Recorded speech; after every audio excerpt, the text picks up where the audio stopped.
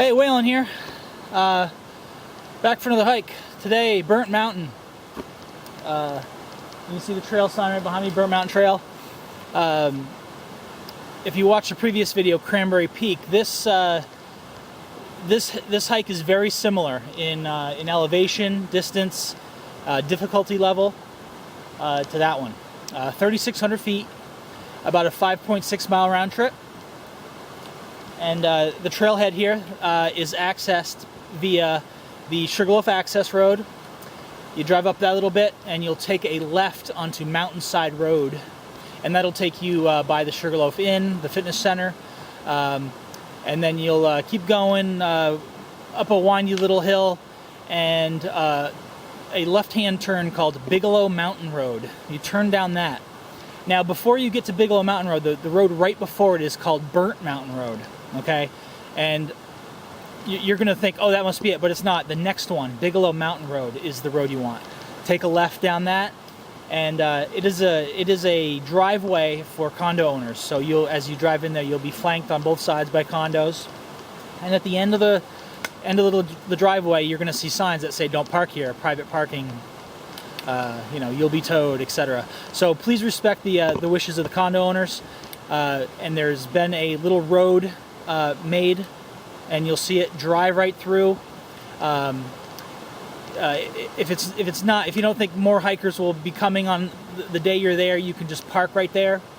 I drive right in, and you'll see this road here, little bridge, and even a little parking spot. So I pull right in, right next to the trailhead, and go from here. All right, let's check it out. Come on. The first part of this trail is very moderate, and here we are about a quarter of a mile in or so, and you notice gorgeous pool, and this first part of this trail runs along this gorgeous brook here. Beautiful. And even if you're not a hiker, you could still make it, or your family can make it on a hot day, can make it here no problem, and go for a dip in this nice pool. It's the water is beautiful. We're 1.5, 2 miles in or so, I'd say, and it's been towing the line between moderate and advanced here lately.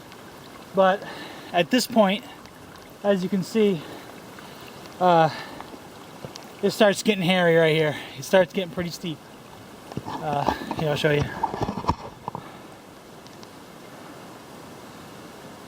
It goes up pretty good. And it climbs pretty steady here, intensely, for quite a bit of time. Then you get to above the tree line, and you get your first open view, and that'll be our next stop. All right. As you emerge into the tree line here, you'll start getting some nice views. See the Bigelow Range here, and that's North Canada.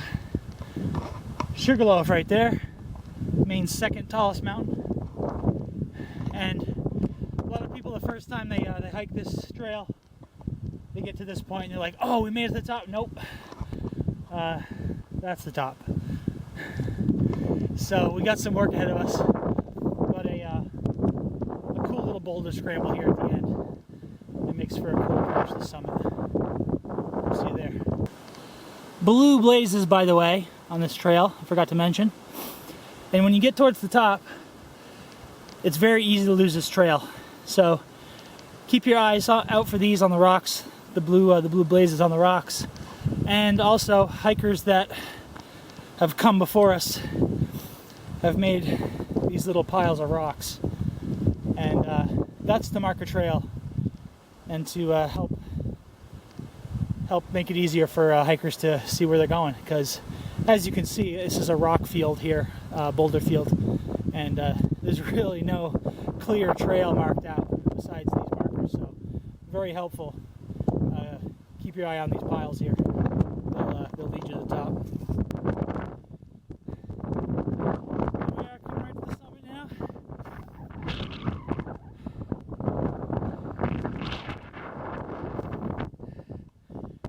Now, the wind is always whipping up here, so I'm not going to talk very much, and just give you this 360 view. Here it is.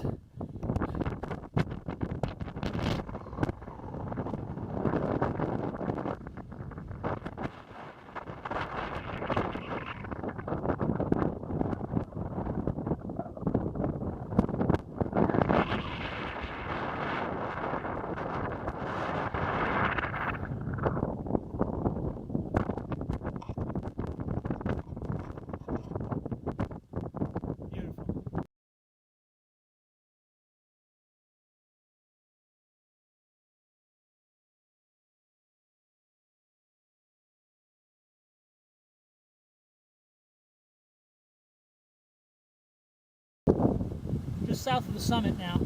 Found a nice little place. Get out of the wind a little bit. We're on essentially a nice little cliff right here. Beautiful views of Spalding Mountain Range there. And nice spot to take a lunch break.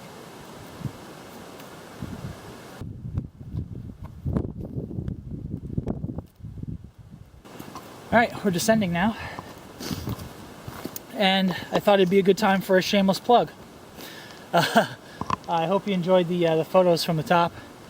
I'm a photographer, so if you need landscapes from Maine, portraits, events, whatever, look me up, wickedgoodpics.com.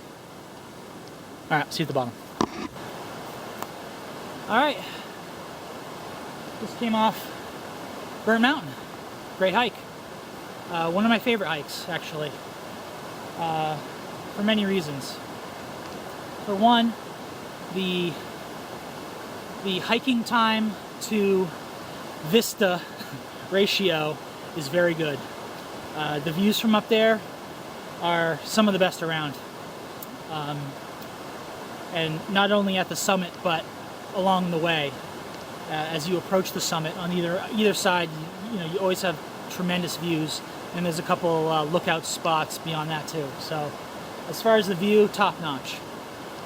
And two, the trail itself is in good shape. Sugarloaf maintains, since this this land is kind of maintained by Sugarloaf, they maintain the trail and they do a great job. And this trail is very well traveled. So it's well packed, it's well established, well maintained, and particularly on the descent, where some trails you feel like you're going to fall a lot, or you need to, there's sketchy spots where you need to slide down a rock, or this trail you feel comfortable and safe coming down.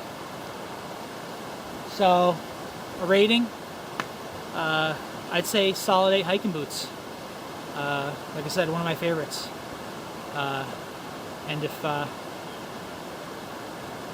you're staying at Sugarloaf or vacationing in this area, this is very accessible. Very close to the base lodge or hotel or condos if you happen to be staying on Sugarloaf property somewhere.